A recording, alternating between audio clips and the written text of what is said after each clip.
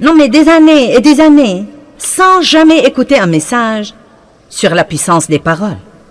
Jamais, pas une seule fois. Donc, j'attristais le Saint-Esprit tout le temps. Je disais des choses qui entravaient complètement les anges qui, d'après la Bible, sont envoyés pour aider les héritiers du salut. Je disais des choses qui les empêchaient complètement de m'aider.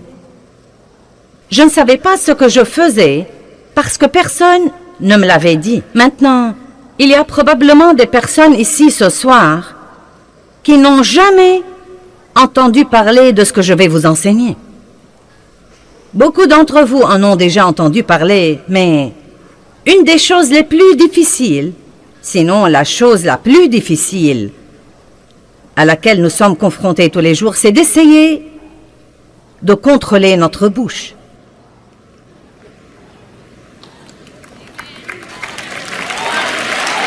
En fait, la Bible dit que nul ne peut dompter la langue à part le Saint-Esprit. C'est lui qui le fait. Cela ne veut pas dire que le Saint-Esprit va la dompter à notre place, mais que nous devons prier régulièrement et demander l'aide de Dieu là-dessus. Et si vous lisez les psaumes, vous verrez que le roi David faisait ça tout le temps. Il faisait des confessions concernant sa bouche et ses paroles et demandait toujours à Dieu de l'aider. Que les paroles de ma bouche et les réflexions de mon cœur te soient agréables. Mais une garde à ma bouche, ô Dieu, de peur que je ne pêche contre toi par ma langue. Il y a toutes sortes de versets comme quoi vous devez prier et demander tous les jours à Dieu de vous aider à prononcer les paroles de la vie partout où que vous alliez et non pas celles de la mort. Amen. L'autre chose qui arrive quand nous comptons sur le Saint-Esprit pour dompter notre langue, sachant qu'il ne va pas le faire à notre place, je crois que le Saint-Esprit nous le rappellera. L'Évangile de Jean nous dit que le Saint-Esprit nous rappellera des choses. Donc, si vous êtes comme moi, et je suis sûr que nous nous ressemblons tous à bien des égards, vous dites des choses et vous les regrettez, vous savez. Mais si vous vous fiez à Dieu pour vous aider, quand vous dites des choses que vous ne devriez pas dire, vous commencez à avoir une conviction là-dedans que vous devez vraiment, faute d'une autre façon de le dire, vous taire. Amen. Et je vais enseigner là-dessus tout le week-end. Vous dites, tu vas enseigner tout le week-end sur la bouche. Croyez-moi, il y a beaucoup de choses à dire là-dessus. Nous ne manquerons pas d'informations et je ne crois pas que vous allez vous ennuyer. Mais si aucun de vous n'a besoin de ce message, je me le prêcherai à moi-même parce que j'en ai besoin. Le don que Dieu m'a donné est dans ma bouche, mais elle a aussi été mon plus grand problème dans la vie. Et ce n'est pas du tout rare. Donc, nous allons intituler ce message « Les paroles contiennent de la puissance », de même que ce genre ici contient de l'eau ce soir. Les paroles que nous parlons contiennent de la puissance en elles. Et je veux que vous compreniez ça. Chaque parole qui sort de votre bouche a de la puissance en elle. Une puissance créative ou destructive. Une puissance positive ou négative. La plupart de nous connaissent Proverbe 18, 21 qui dit « La mort et la vie dépendent de la langue ». Maintenant, c'est un verset sensationnel. La mort et la vie dépendent de la langue. Je crois que je dois faire attention à mes téléspectateurs en ce moment et m'assurer que vous m'aviez bien entendu. La mort et la vie dépendent de la langue. Amen.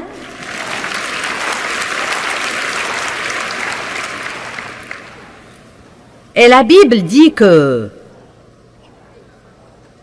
Elle nous dit en fait que nous mangerons du fruit de nos paroles, soit pour la vie, soit pour la mort. Donc vous mangez littéralement vos paroles. Elles sortent de votre bouche, passent à côté de votre visage, entrent dans vos oreilles et descendent au-dedans de vous. Donc nos paroles affectent non seulement les autres, mais elles nous affectent également. Maintenant, Je crois que nous sommes tous assez intelligents pour comprendre que nous pouvons soit dire quelque chose à quelqu'un qui le rende heureux, soit qui le rende malheureux. Vous comprenez ça, n'est-ce pas? Mais je veux aussi que vous compreniez, nous allons focaliser ce soir sur les paroles elles-mêmes et non pas sur la manière dont nos paroles affectent les autres, ce dont nous parlerons plus tard. Mais je veux vous parler en fait ce soir de l'effet de nos paroles dans le royaume de l'esprit, parce que c'est un domaine auquel nous ne pensons que rarement. Je me souviens, il y a plusieurs années, il y a très longtemps que j'étais dans une situation difficile et je travaillais pour des gens qui étaient difficiles à vivre. Je ne sentais pas qu'ils me traitaient comme il faut. Et plusieurs personnes au travail avaient le même problème que moi. Et donc nous sommes tombés dans le même piège dans lequel tombent les gens, bien que nous soyons chrétiens et... Vous savez, yak yak yak yak yak yak yak yak yak. Je n'arrive pas à croire ça, et ce n'est pas juste, et ce n'est pas équitable, et blablabla. Donc Dieu a commencé à s'occuper de moi, et à s'occuper de moi, comme quoi je devais arrêter ces commérages, que je devais arrêter la médisance et le rapportage, et que quand je sens qu'on me traite injustement, je ne dois pas courir le raconter à 3 autres personnes et les provoquer pour qu'elles me racontent les injustices qui leur arrivent, et pour que nous puissions en parler ensemble. Donc, vous savez, Dieu s'est occupé de moi plusieurs fois et je me suis un peu disciplinée. Mais quand j'ai fini, j'ai dû me repentir de mes commentaires négatifs et de mon attitude négative. Et je me suis dit que c'était drôle car je me préparais à prêcher là-dessus. Vous savez, le diable aurait aimé que je culpabilise trop pour monter en chair et prêcher là-dessus, mais je ne supporte pas ces trucs, donc je vais vous le dire carrément. Vous savez, je dois combattre ça comme tous les autres. Est-ce que tu as dit que personne ne t'aime?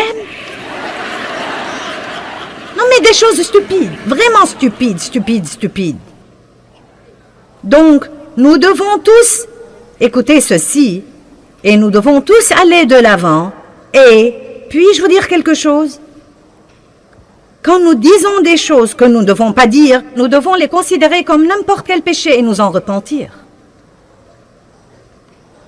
Et c'est quelque chose que tant de gens ne font pas, parce que ce n'est pas un oup.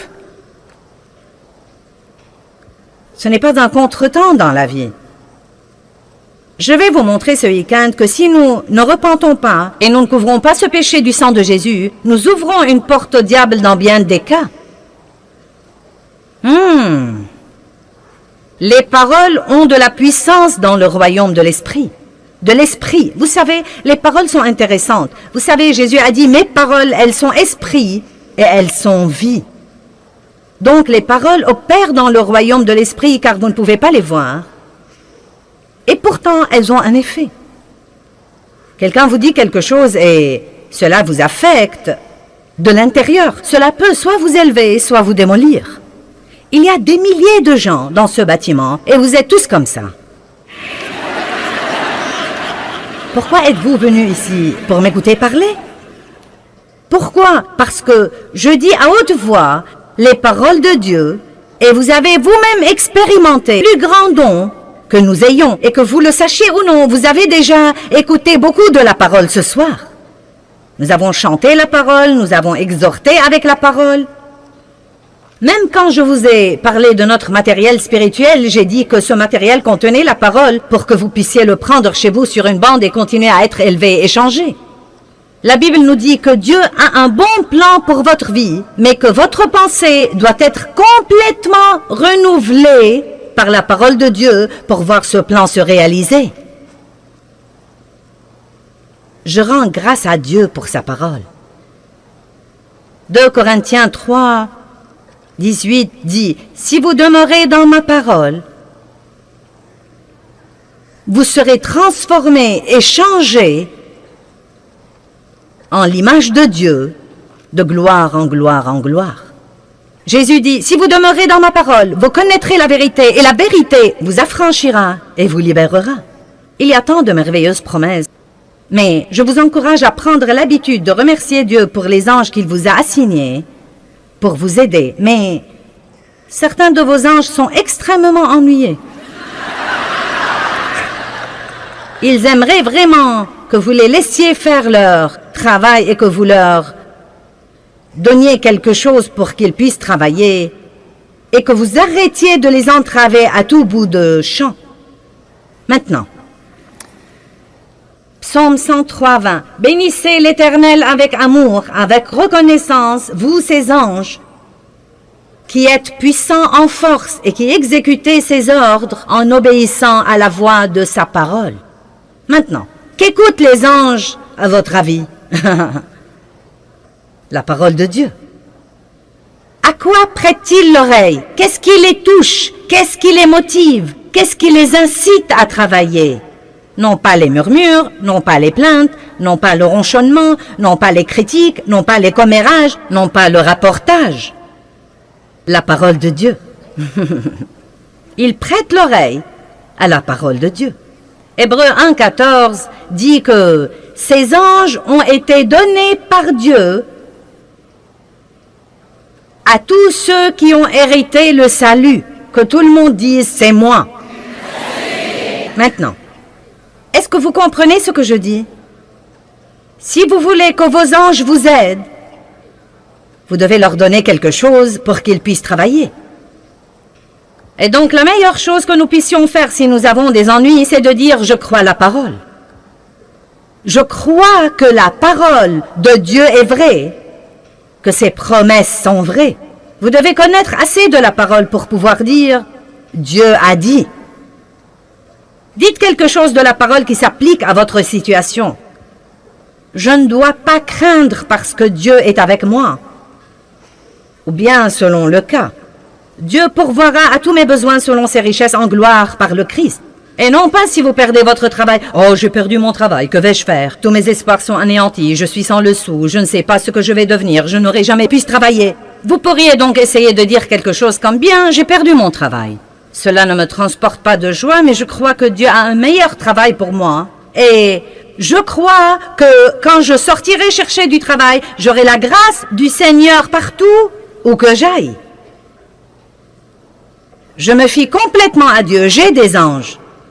Seigneur, libère-les et laisse-les ouvrir des portes pour moi en ce moment. Ces anges seront heureux parce qu'ils pourront vous aider et travailler pour vous. Amen. Maintenant, je vais vous le dire en avance. Je n'ai pas vu ça, mais je crois l'homme qui l'a raconté, car je ne pense pas qu'il savait assez pour l'inventer. Un homme est venu à une de mes réunions à Phoenix avec sa femme. Il n'était pas croyant. Il est venu, c'était son cadeau d'anniversaire à sa femme. Il l'a amené, il est venu avec elle, et pendant la louange et l'adoration, elle a dit qu'il a commencé à sangloter. Et elle lui a dit, « Qu'est-ce qui te prend? » Il lui a dit, « Tu n'as pas vu ça? Tu n'as pas vu ça? » Et elle lui a dit, « De quoi parles-tu précisément? » Il a dit, « De toute façon, l'histoire ressemble à ça. Je portais du blanc ce soir-là, et quand je suis sortie... » Écoutez, maintenant... Quand je suis sortie, a-t-il dit, tous ces hommes très grands sont en fait sortis avec moi et ils étaient tous vêtus en blanc également. Il a dit, je n'y ai pas trop pensé, j'ai cru que c'était la chorale. Et donc il a dit, quand Joyce est montée en chair pour prêcher, pour dire quelque chose, chaque fois qu'elle venait dire quelque chose, tous ces types la suivaient et venaient et formaient un demi-cercle autour d'elle. Mais il a dit qu'il retirait ses épées et qu'ils étaient au garde à vous.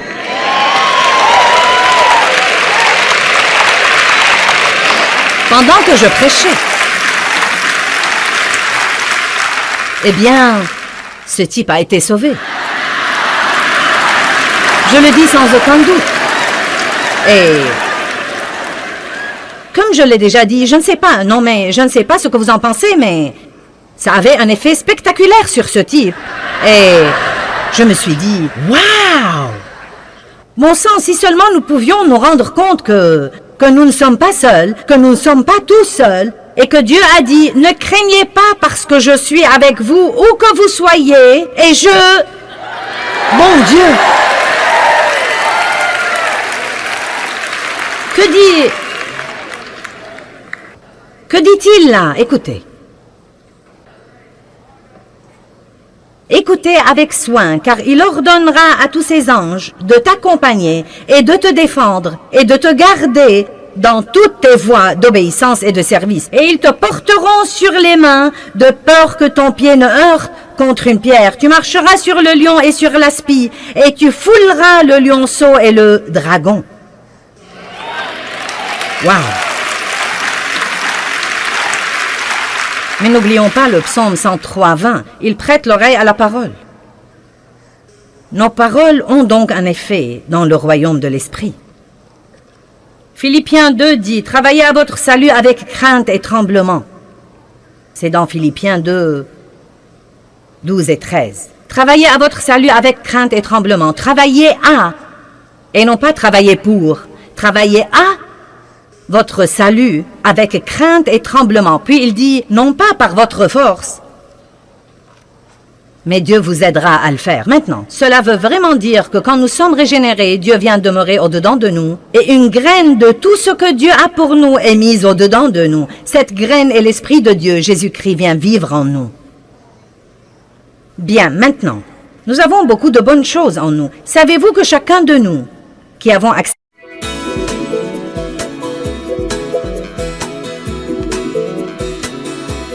Aujourd'hui, dans notre programme, je veux vous expliquer comment la prière simple peut vous aider à surmonter les problèmes les plus compliqués.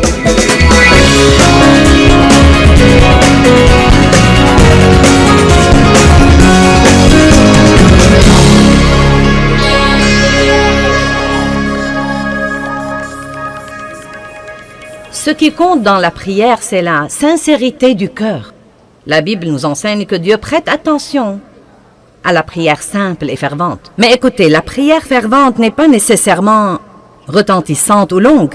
C'est la prière passionnée, la prière que vous priez de tout votre cœur. C'est la prière où le cœur y est. En fait, j'ai traversé une période de temps avec Dieu où il m'a défié de lui demander ce que je voulais et ce dont j'avais besoin en aussi peu de paroles que possible. Et c'était vraiment difficile parce que nous avons du mal à dire, par exemple, si nous faisons quelque chose de mauvais, « Dieu, je sais que c'était mauvais, je l'admets, et je te demande de me pardonner. » Merci, Seigneur. Amen. Nous avons du mal à faire ça. « Oh Dieu, j'ai besoin que tu me pardonnes. Dieu, pardonne-moi. Oh Dieu, pardonne-moi s'il te plaît. Oh Dieu, tu dois me pardonner. Dieu, je suis si désolé. Dieu, je ne recommencerai jamais, s'il te plaît. » Et à dire vrai, je crois parfois que nous essayons de nous impressionner, si vous voulez la vérité. Je ne crois même pas que nous parlons à Dieu. Nous essayons de nous impressionner par l'étendue de notre spiritualité. Je suis stupéfiée par les gens qui, quand ils prient, changent complètement de voix. Ils deviennent complètement comme ça. « Oh, toi !»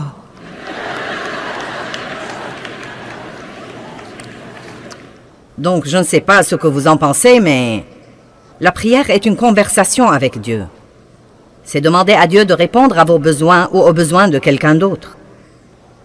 C'est le louer, c'est le remercier, c'est l'adorer. C'est lui confier des choses et lui consacrer des choses.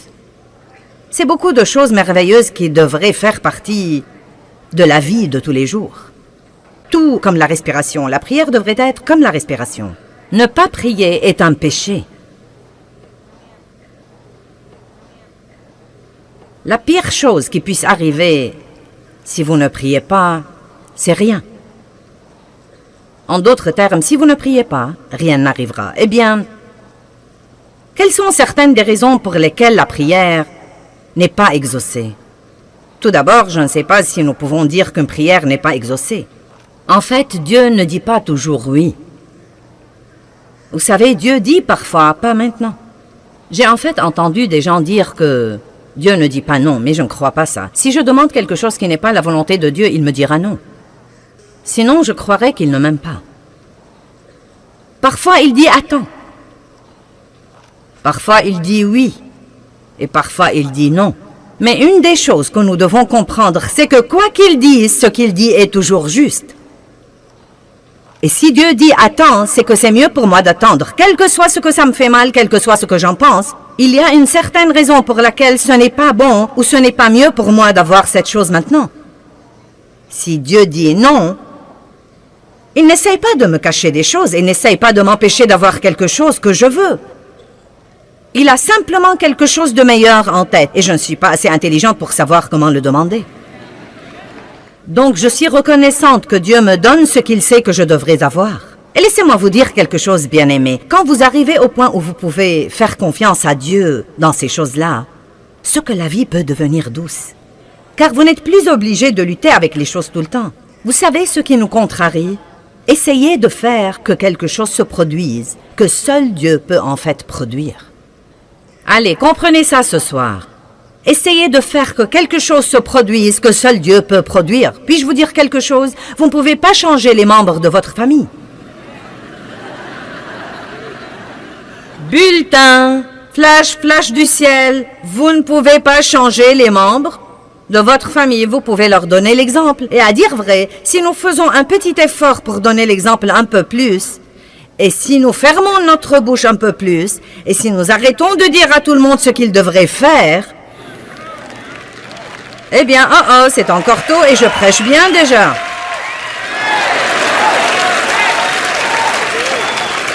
Non, mais la Bible dit que la femme ne peut pas gagner son mari par la parole.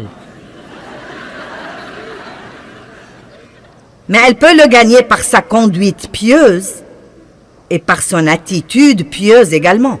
Amen. Certains d'entre vous ont entendu parler de Smith Wigglesworth, qui était un grand pasteur. Il était plombier et il a fini par devenir pasteur. Mais bien avant de devenir pasteur, il avait une femme pieuse et il était méchant avec elle au plus haut degré. Il ne voulait pas qu'elle aille à l'église, mais elle y allait quand même. Elle disait qu'elle n'allait pas abandonner sa relation avec Dieu et sa communion avec les autres croyants. Et il l'enfermait dehors.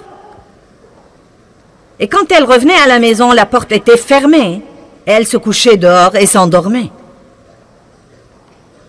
Et le matin, il avait mauvaise conscience. Il lui ouvrait donc la porte et la laissait entrer.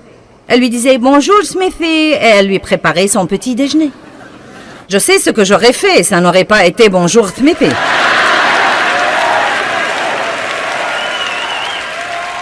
Mais d'un autre côté, si j'étais mariée à cet homme, il serait resté plombier et ne serait jamais devenu grand pasteur.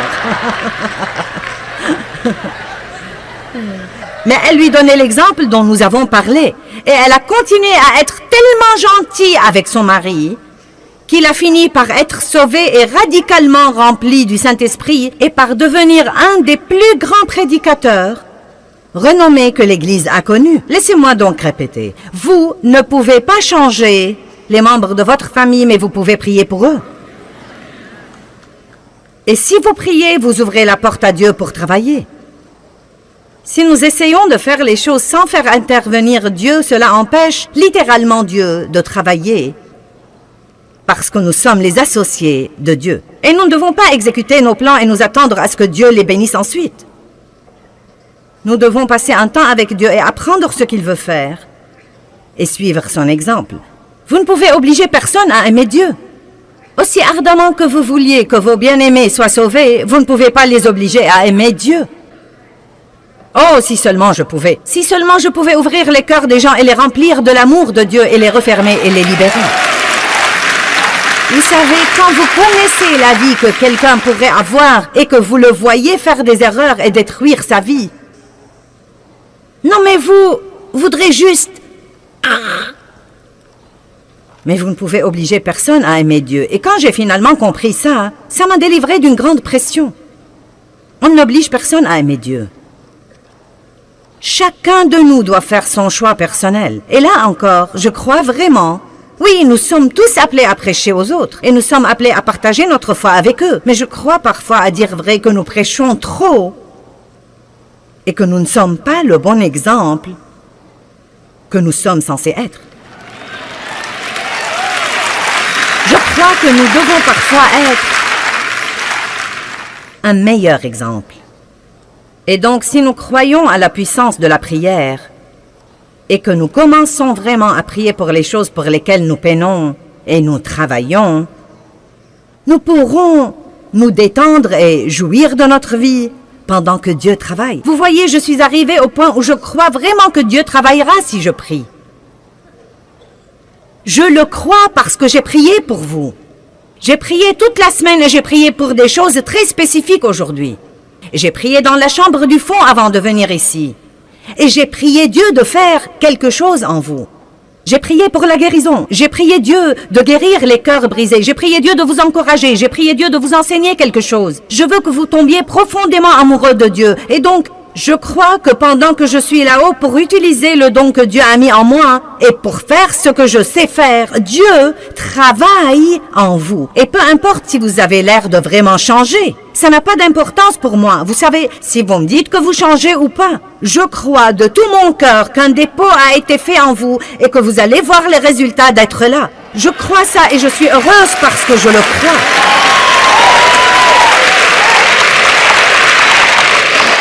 Je suis heureuse au plus haut degré, car je crois en ce moment que je suis au milieu de la volonté de Dieu. Et je crois que ce que je le fais de mon mieux. Et je crois que la parole de Dieu va avoir un effet sur vous. Savez-vous quand j'étais malheureuse? Quand je venais ici et pendant que je prêchais, j'observais les visages des gens qui sont dans la salle.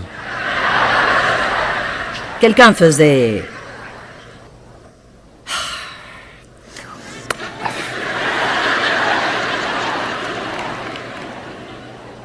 Ou quelques-uns se levaient et quittaient au milieu de mon sermon, et je me disais, oh mince alors, c'est terrible. C'est horrible, j'ai le mauvais message. Non. Vous devez croire que Dieu travaille quand vous priez. Je suis maintenant arrivée au point où si quelqu'un quitte quand je prêche, je me dis, tu rates un bon message. Non, mais vous devez avoir un peu de confiance. Arrêtez de laisser vos circonstances vous gouverner. Puis-je vous dire quelque chose? Regardez-moi. Vous n'avez pas assez de temps à perdre sur cette terre à être malheureux. Bonjour. J'ai dit que nous n'avions pas assez de temps à perdre sur cette terre à être malheureux. Et vous savez, quand vous avez 13 ou 14 ou 20 ou 25 ans, vous croyez que vous avez du temps à perdre. Mais quand vous commencez à avoir 50 et 60 et 61 et 62 et 63 et Dave a 66 ans... Quand vous vieillissez comme ça, quand vous prenez de l'âge... Non, sérieusement, vous savez quoi? Plus vous vivez, plus vous réalisez que vous n'avez plus de temps à perdre. Je ne vais plus gaspiller mes jours à être fâché désormais. Vous m'offensez, je prie pour vous. Vous me blessez, je prie quand même pour vous. Je ne vais plus vivre malheureuse désormais. Vous m'entendez? J'ai dit que je n'allais plus vivre malheureuse désormais. Et vous devez vous-même être aussi intransigeant sur ce point. Vous devez croire à la puissance de la prière et arrêter d'essayer de faire quelque chose à propos de quelque chose pour lequel vous ne pouvez rien faire. Arrêtez d'essayer de vous débarrasser de choses dont Dieu seul peut vous débarrasser. Et n'essayez plus d'avoir toutes ces choses que vous n'allez jamais avoir, à moins que Dieu ne décide de vous les donner. Voici donc ce que je dis. Si vous voulez une chose, demandez-la à Dieu. S'il ne vous la donne pas, sachez qu'il a quelque chose de mieux en tête, ou que ce n'est pas le bon moment. Ne piquez pas une crise là-dessus. Si vous ne l'avez pas quand vous croyez que vous devez l'avoir, dites « elle viendra ». Elle fait son chemin. Le seul moyen de recevoir quoi que ce soit de Dieu, c'est de le croire d'abord par la foi et ensuite vous le verrez se réaliser. Vous savez qu'est-ce que la foi? La foi, c'est croire en l'invisible. C'est ce que c'est que la foi. La foi, c'est croire en ce que vous ne pouvez pas voir. Si vous pouvez le voir, vous n'avez pas besoin de foi. Les raisons pour lesquelles une prière n'est pas exaucée. Eh bien, tout d'abord, les gens ne prient pas. C'est la première grande raison. Allez à Jacques 4:2. Vous apprendrez à libérer des choses par la prière. Non, mais vous aurez tellement de foi dans votre vie de prière au moment où vous partez d'ici que vous saurez que votre première solution à toutes les choses exaspérantes dans la vie est juste de prier là-dessus.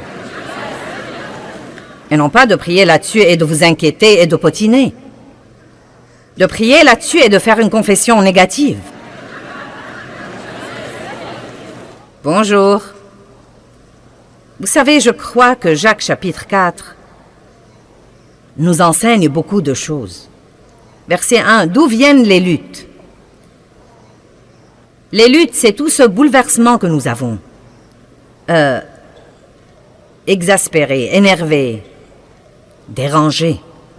D'où viennent les luttes et comment est-ce que les conflits et les querelles surviennent parmi vous? Il dit, eh bien, ils surviennent de vos désirs qui combattent toujours dans vos membres physiques. En d'autres termes, il dit, les luttes surviennent à cause des trucs que vous voulez. Vous êtes jaloux, vous convoitez ce qu'ont les autres. Vos désirs ne sont pas réalisés et vous devenez des meurtriers car détester, c'est assassiner en ce qui concerne vos cœurs. Wow! Donc, qu'est-ce que ça dit de la jalousie? Vous êtes devenu très silencieux. Non, mais pensez-y. Nous ne sommes pas censés vouloir ce que quelqu'un d'autre a à tel point que nous lui en voulons de l'avoir. Et vous savez ce que j'ai finalement découvert et qui m'a finalement beaucoup soulagée? Pendant longtemps, je ne pouvais pas comprendre pourquoi les gens avaient toujours à redire de n'importe quelle belle chose que j'avais. Quand vous êtes exposé à l'opinion publique, tout le monde se mêle de vos affaires. Et si vous avez une belle voiture, quelqu'un dira « Je ne crois pas que tu dois la conduire. » Si vous faites ceci, je ne crois pas. Mince alors, tu as vu la tenue qu'elle portait? Vous savez ce que j'ai finalement compris? Ils s'en fichent pas mal de ce que je l'ai. Ils sont jaloux car ils ne l'ont pas.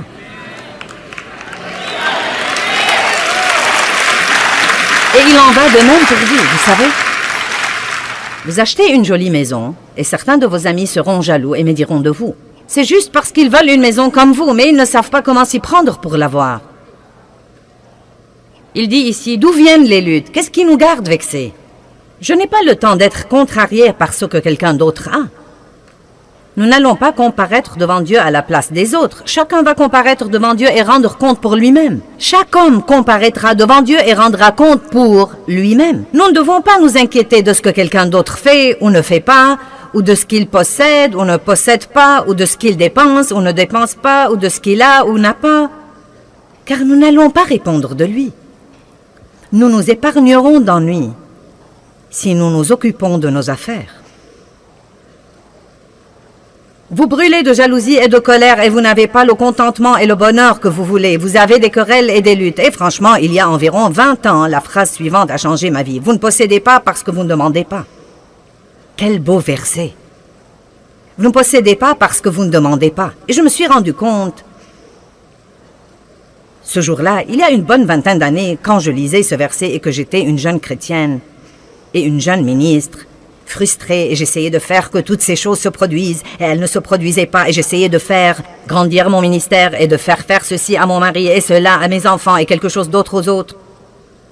Je me fâchais contre les gens parce qu'ils n'ont pas aimé ceci ou cela.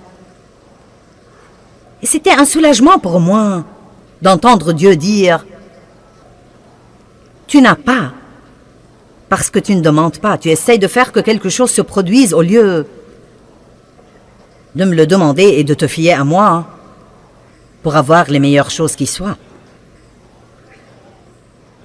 Allons à Ésaïe 65.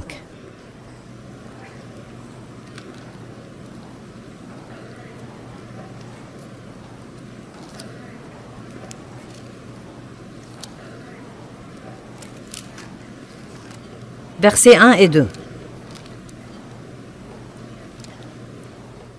Je crois que ce sont des versets plutôt tristes.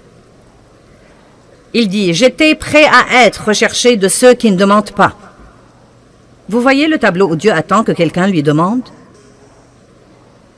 J'étais prêt à être recherché de ceux qui ne demandent pas. J'étais prêt à être trouvé par ceux qui ne me cherchent pas.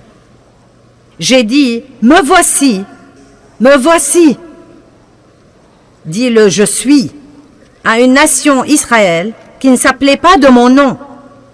J'ai tendu mes mains tous les jours vers un peuple rebelle qui marche dans une voie mauvaise au gré de ses pensées.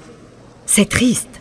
Vous voyez le tableau où Dieu dit, comme Jésus a dit dans Matthieu 11, « Venez à moi, vous tous qui êtes fatigués et chargés. » Si vous êtes inquiets, venez à moi. Si vous êtes stressés, venez à moi. Si vous êtes chargés, venez à moi. Si vous êtes blessés, venez à moi.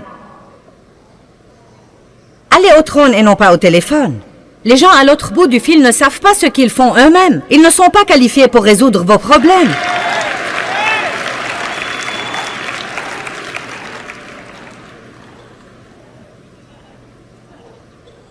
N'est-ce pas un verset génial? J'étais prêt à être recherché de ceux qui ne demandent pas. J'ai dit, me voici, me voici.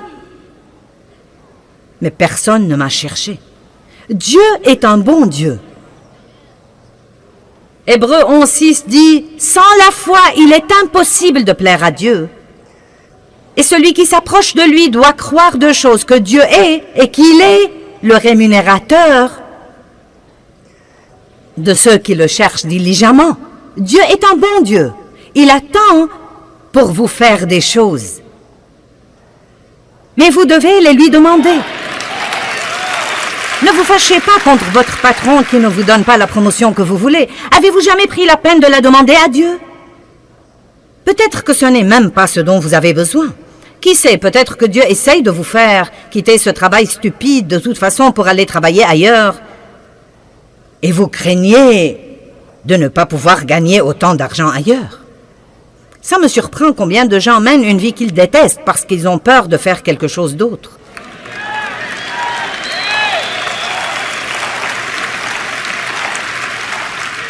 Voici un bulletin du ciel, je l'ai juste reçu.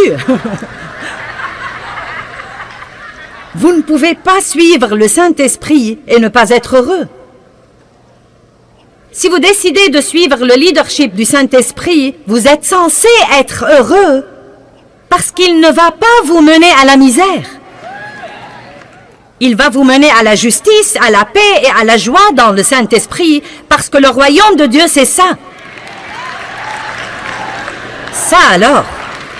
Le psaume 2:8 dit « Demande-moi et je te donnerai les nations pour héritage. » Demande-moi et je te donnerai les nations.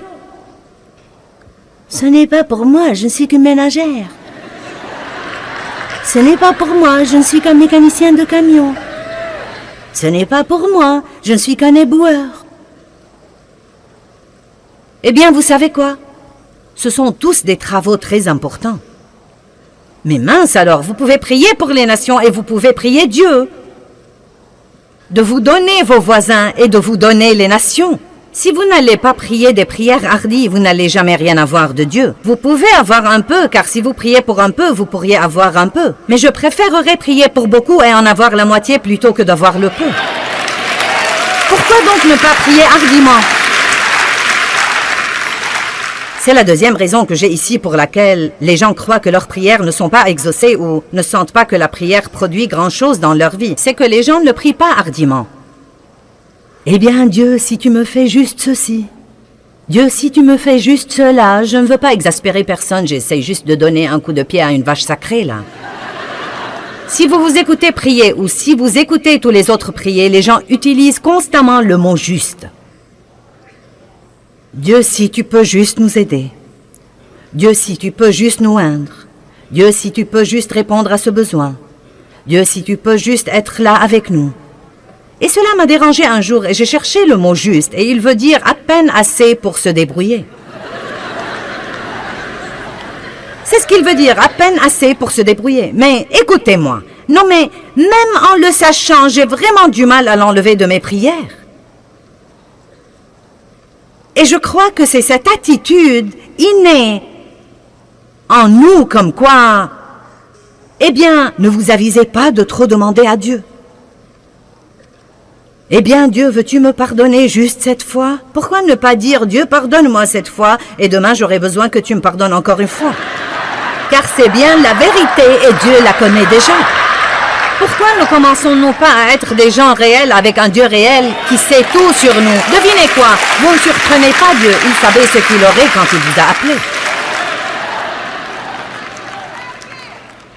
Je dis toujours, après que Dieu m'ait appelé au ministère, il n'a pas regardé Jésus une semaine plus tard pour lui dire « Oh non, maintenant qu'allons-nous faire ?»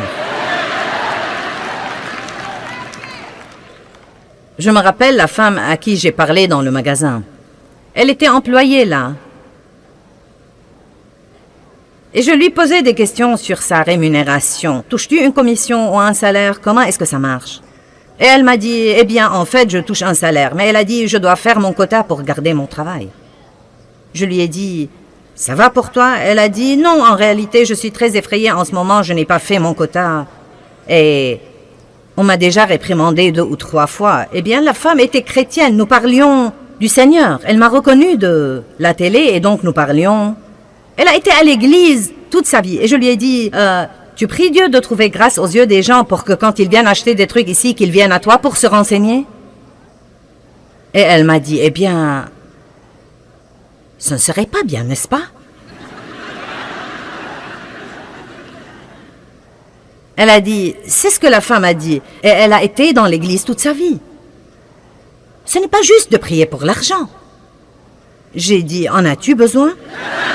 Et que les gens obtiennent et soient guidés par le Saint-Esprit. Il a dit le ministère au service de l'Esprit. Ce ministère spirituel qui est de faire que les hommes obtiennent et soient gouvernés par le Saint-Esprit sera bien plus glorieux encore que quand la loi a été donnée. Pensez à cela. C'est ce que je fais, et c'est la responsabilité de tout serviteur, d'enseigner aux gens toute la parole de Dieu, mais surtout enseigner aux gens comment vivre une vie où ils sont remplis du Saint-Esprit tout le temps, littéralement remplis du Saint-Esprit tout le temps. Et je veux encourager chacun d'entre vous aujourd'hui et chaque jour de votre vie à prier pour que vous soyez remplis jusqu'à déborder de la présence et de la puissance du Saint-Esprit. Le monde est dans un état désespéré et quand les gens sont autour d'un croyant, il doit y avoir un débordement qui sort de nos vies, qui fera une différence pour quelqu'un d'autre. Et je veux avoir ce débordement dans ma vie jusqu'au point où je n'ai pas nécessairement besoin de prêcher à quiconque. Et je ne parle pas de comme je le fais maintenant, mais quand je vais à la pharmacie ou au supermarché, je veux que les gens sachent qu'il y a une différence dans ma vie. Et je crois que c'est ma responsabilité, en tant que serviteur, d'enseigner tout le conseil de la parole de Dieu, mais particulièrement de savoir plus à propos du ministère du Saint-Esprit. Quand Jésus est monté aux cieux, il a dit « Ce sera en fait plus avantageux pour vous que je m'en aille, parce que si je m'en vais, je vous enverrai le Saint-Esprit. » Jésus ne pouvait être qu'à un seul endroit à la fois parce qu'il était dans un corps, mais le Saint-Esprit est dans nous tous et travaille à travers nous tous, tout le temps, à travers toute la terre. C'est pourquoi Jésus a dit « Vous accomplirez les œuvres que je fais, vous en ferez même de plus grandes. » Chacun tout seul ne fera peut-être pas de choses plus grandes, mais nous tous, si nous travaillons ensemble comme un seul homme, nous pouvons faire de plus grandes choses parce que le Saint-Esprit est en nous tous et il travaille. Donc nous voulons obtenir et être remplis de et guidés par le Saint-Esprit. Maintenant, être guidé par le Saint-Esprit est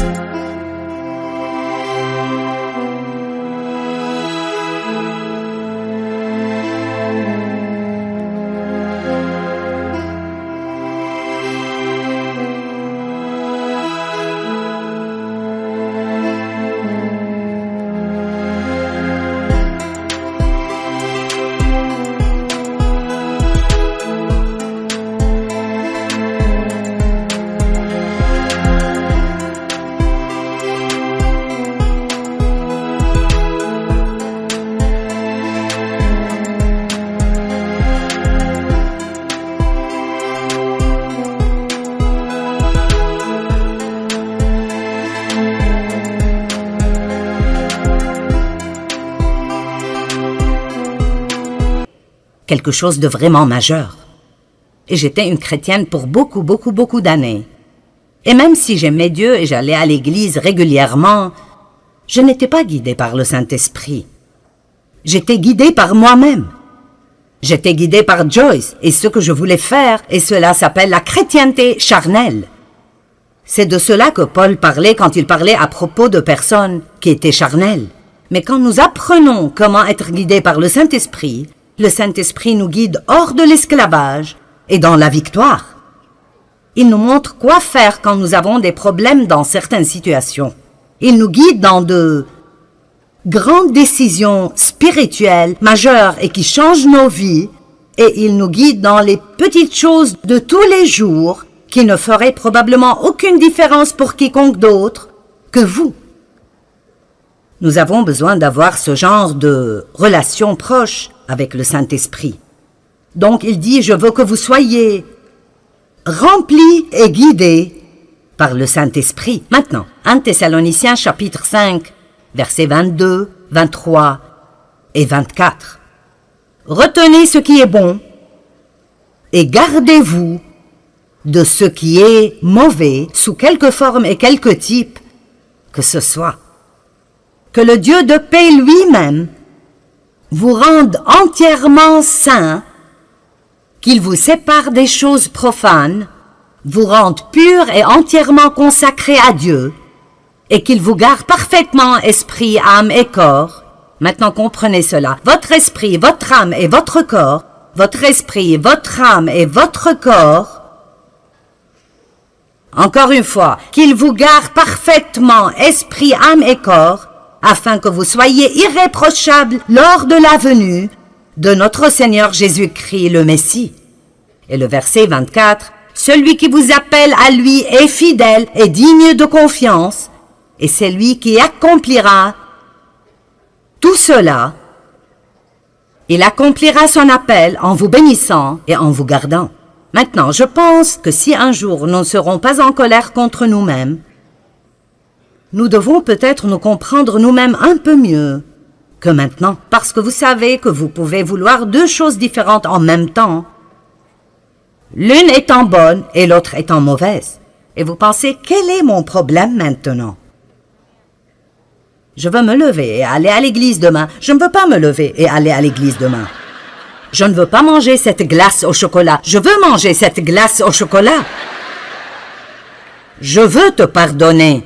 Je veux rester en colère contre toi tout le reste de ma vie. Eh bien, ce qui arrive est ceci. Ceux-ci sont nos petits amis aujourd'hui. Le corps, l'âme et l'esprit. Nous avons une petite lumière dans notre esprit. J'ai pensé que c'était plutôt génial.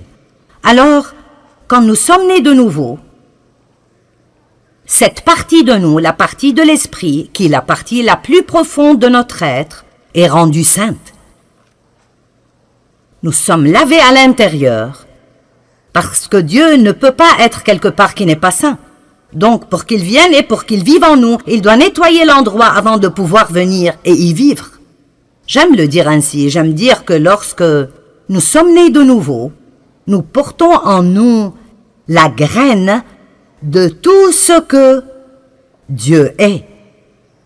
J'aime en Jean 3,9, il dit que nous recevons la semence divine du Dieu puissant. Nous obtenons une nouvelle nature. Dieu vient vivre en nous et nous avons littéralement tout ce dont nous avons besoin spirituellement pour grandir et être mature et être tout ce que Dieu veut que nous soyons. Alors il dit, je te sanctifierai, esprit. Mais quoi à propos de ce gars-là, l'âme? Mais qu'en est-il de... Vous voyez, nous l'avons bien habillé, n'est-ce pas merveilleux? Le corps. Et nous ne pouvions pas trouver de façon de le faire. Mais le corps aime se vêtir de tout cela et puis se regarder. N'aimez-vous pas cela? La moitié de ceci m'appartient probablement. Voici une petite étiquette qui dit « Je suis génial ». Et nous allons de « Je suis génial » à « Je suis stupide, je me déteste, je m'aime tellement », vous savez. Mais là, cette âme, je ne sais pas ce qui me serait arrivé si je n'étais pas arrivé à comprendre mon âme et la façon dont j'ai été façonné. J'ai appris ceci il y a beaucoup d'années en lisant des livres écrits par Watchman Nee parce que je n'apprenais vraiment cela nulle part alors. On me disait tout ce que j'avais et tout ce qui m'était disponible, mais rien de cela ne semblait marcher dans ma vie et je ne savais pas ce qui clochait. J'écoutais à propos des promesses de Dieu et de comment je pourrais avoir toutes ces choses par la foi et je luttais si dur pour essayer d'appliquer chaque message que j'écoutais quand j'écoutais des enseignements. Et finalement, j'ai compris que ce dont la Bible dit que c'est à moi à la base est ce que j'ai en Christ. Mais si ça ne sort jamais de mon esprit, dans mon âme, et ne sort pas ultimement à travers mon corps jusqu'à là où les gens peuvent le voir, alors j'irai peut-être bien, mais je n'aiderai personne d'autre. Je ne pourrais pas faire quoi que ce soit pour quiconque d'autre. Et alors ça m'aidait vraiment pour me comprendre moi-même, de réaliser que mon âme, et nous en avons tous une, et ma pensée, ma volonté et mes émotions. Votre âme vous dit ce que vous voulez, ce que vous pensez et comment vous vous sentez. Elle ne vous dit rien à propos de Dieu, elle vous dit tout à propos de vous-même. Alors, votre esprit peut vous guider et vous dire de vous lever et d'aller à l'église, ou de donner quelque chose, ou de demander pardon à quelqu'un, ou de donner une faveur à quelqu'un. Et dans cette partie, la partie de la nouvelle nature en vous, vous voulez vraiment le faire. Vous aimez Dieu et vous voulez le faire. Mais après, votre âme dit « Je n'ai pas envie de faire cela. Je ne veux pas. Et franchement, je ne pense pas que c'est une bonne idée. Il n'était pas très gentil avec toi. Pourquoi devrais-tu faire cela? » Et alors, tout le raisonnement commence à propos de pourquoi vous ne devez pas faire cela, et votre corps veut juste se reposer et faire la sieste, ou manger un beignet, ou quelque chose comme ça. Alors vous devez comprendre, votre corps n'est capable de faire que ce que vous l'entraînez à faire. Il ne peut faire rien d'autre. Il est juste plutôt stupide, sauf si vous l'entraînez et le gardez sous contrôle tout le temps. Ce n'est pas surprenant que Paul ait dit « Je traite durement mon corps ». Il n'a pas dit « Je nourris sûrement mon corps ». Il a dit « Je traite durement mon corps ». Ça sonne pareil, mais les mots sont bien différents. Alors, ça nous aide beaucoup de comprendre ceci. Paul a décrit ce même dilemme dans Romains chapitre 7. Et si vous lisez Romains 7 depuis le verset 15 jusqu'à la fin du chapitre, vous penserez « Il sait de quoi je parle ». Parce que Paul dit « Quel est mon problème? Ce que je veux faire, je ne le fais pas. Et ce que je ne veux pas faire, je le fais. » Et puis c'est comme s'il avait une conversation avec lui-même. Donc si je ne veux pas le faire, mais je le fais, ce n'est donc plus moi qui agis ainsi, mais ça doit être une autre loi spirituelle à l'œuvre dans mon corps qui me fait agir ainsi. Et puis il continue encore et il dit finalement, « Qui me délivrera de ce corps de mort? Dieu soit loué, il le fera par Jésus-Christ. » Donc si nous revenons à 1 Thessaloniciens, il a dit, « Je vous sanctifierai corps, âme et esprit, je le ferai. J'accomplirai mon appel en vous sanctifiant. » Nous voyons que Jésus est le chef et le consommateur de la foi. La Bible nous enseigne dans Philippiens 1,6 que celui qui a commencé en vous cette bonne œuvre la rendra parfaite pour le jour de Jésus-Christ. Eh bien, si Dieu fera tout cela, et si j'ai été sauvé depuis 25 ans et je me suis toujours un désastre, si j'ai été sauvé depuis 25 ans et je suis toujours un désastre, j'essaierai de ce côté. Si j'ai été sauvé depuis 25 ans,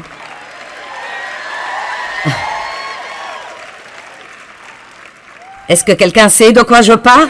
Amen. Alors, quelque chose va mal. Donc, qu'est-ce qui cloche? Je veux dire, Dieu a promis qu'il le ferait.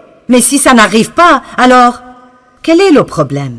Eh bien, peut-être que vous ne savez pas comment vous appuyer sur la grâce de Dieu, ni comment vraiment dépendre de lui, ni comment recevoir sa grâce. Mais aussi, peut-être que nous ne coopérons pas avec et ne nous soumettons pas au Saint-Esprit.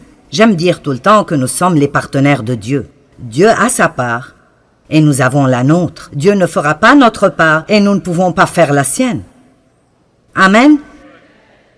Dieu ne fera pas ma part et je ne veux pas faire la sienne. Et je me mettrais dans les beaux pétrins si j'essayais de faire sa part. Je veux dire, j'ai tellement essayé de changer Dave et ça n'a simplement pas marché. Amen. J'ai essayé de changer mes enfants, et ça n'a pas marché non plus.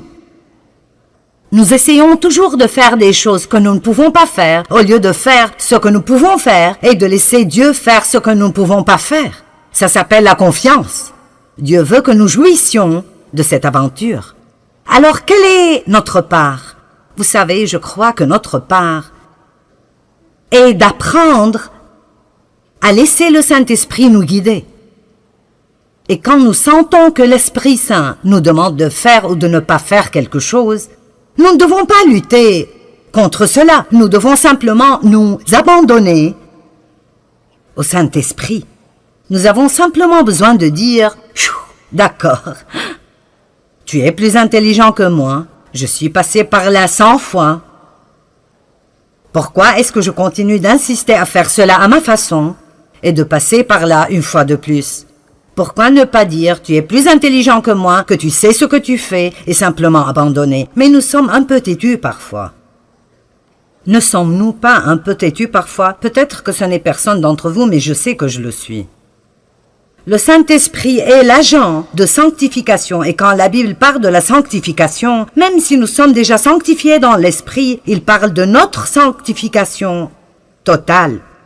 Totale. En d'autres termes, Dieu veut, je le dirais de cette façon, il ne veut pas juste être gardé dans cette boîte spirituelle.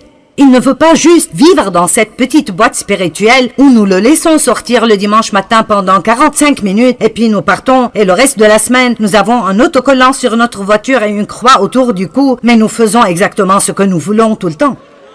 Ce n'est pas le but de Dieu pour nos vies. Son but est que nous nourrissions notre esprit de la parole de Dieu qui commence alors à renouveler nos pensées et puis cette parole commence à agir dans nos vies. Elle change nos pensées, elle change notre volonté et elle commence à contrôler nos émotions.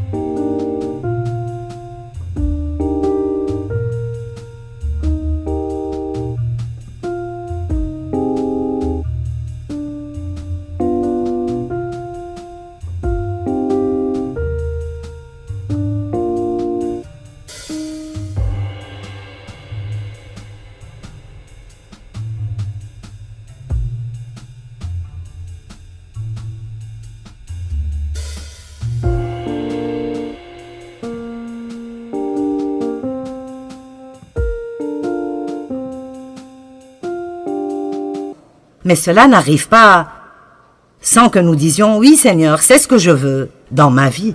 Vous savez quoi? Dieu est un gentilhomme et il ne nous obligera pas à faire quoi que ce soit. Nous devons le vouloir. Et si vous étudiez le mot sanctification, c'est le même mot que sainteté. Et parfois quand on parle de la sainteté, les gens sont un peu mal à l'aise. Mais la Bible dit que la sainteté est une récompense. C'est en fait une récompense. Quand vous vivez une vie sainte, c'est une récompense parce que vous ne vous sentez pas coupable et condamné tout le temps à cause de toutes ces choses que vous ne faites pas et que vous savez que vous devriez faire parce que Dieu vous a dit de les faire et vous ne l'avez pas écouté. Maintenant, vous avez des problèmes. Tout le monde reconnaît cette situation-là? D'accord. Tout le monde, bien sûr.